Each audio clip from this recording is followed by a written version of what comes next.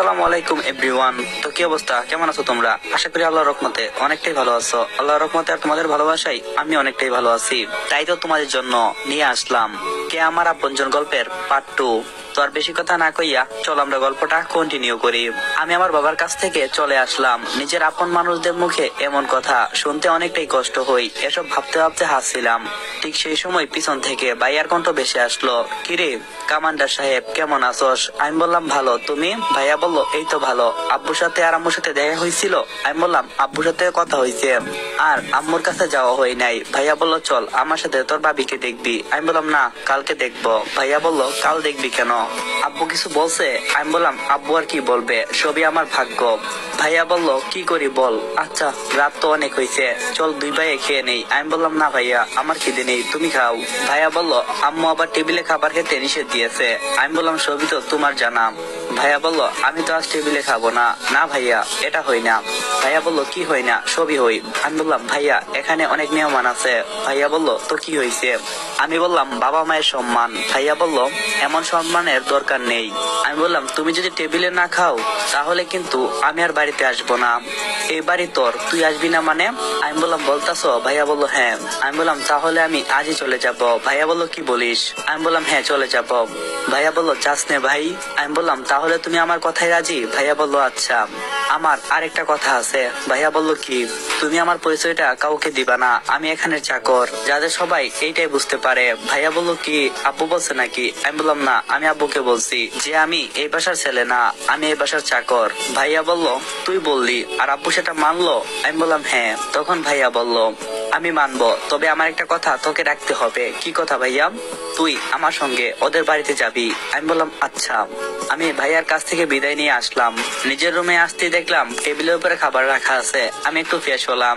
বুধই খাবারগুলো মানুষ চাচা রেখে গেছেন। আমি খাবার খেয়ে শুয়ে পড়লাম। আর বর্তমানে এখন আমি ছাদে দাঁড়িয়ে আছি। এখন সময় সকাল 6টা। বাড়িতে শুধু আম্মু ঘুম থেকে উঠছেন। আমি অবশ্যই অনেক আগে ঘুম থেকে উঠছি। নিজের অজান্তেই খান ধরলাম। পিছন থেকে কারো গলা শুনতে পেলাম। আমি তাকালাম। কাল রাতের মেয়েটি আজ দেখতে অনেক ভালো লাগছে। কেমন একটা টান অনুভব করি। শুভ সকাল। আমিও বললাম শুভ প্রভাত। মেয়েটা বললো এত সকালে এখানে? আমি বললাম কেন, আসতে মানা নাকি? মেয়েটা বললো আপনার বাড়ি, আপনাকে আসতে কে মানা করবে? আমি বললাম মানে?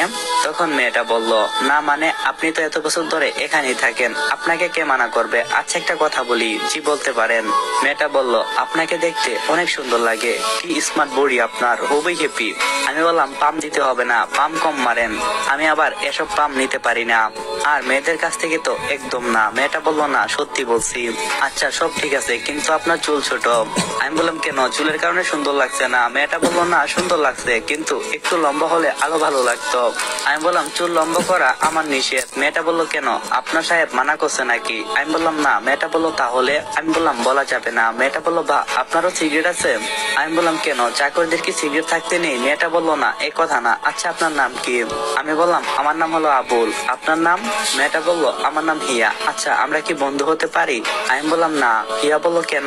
আমি বললাম মালিকের সাথে চাকরের বন্ধুত্ব মানাই না। হিয়া বললো কে বলছে? আমি বললাম সবকিছু বলা যায় না। আচ্ছা নিচে যাচ্ছি, আপনি থাকেন। আমি হিয়া মানে ওই মেয়েটার কাছ থেকে নিচে চলে এলাম। রান্নাঘরে আসলাম। এখানে এসে আম্মুকে পেলাম। আমি বললাম আম্মু কেমন আছো? আম্মু বললো হ্যাঁ ভালো, তুমি? আমি বললাম হ্যাঁ ভালো। আম্মু বললো নাস্তা তৈরি করছি, খেয়ে চুপচাপ নিজের রুমে চলে যাও। আমি বললাম আচ্ছা। আমি নাস্তা করে আমার রুমে আসলাম। তারপর আর রুম থেকে বের হলাম না।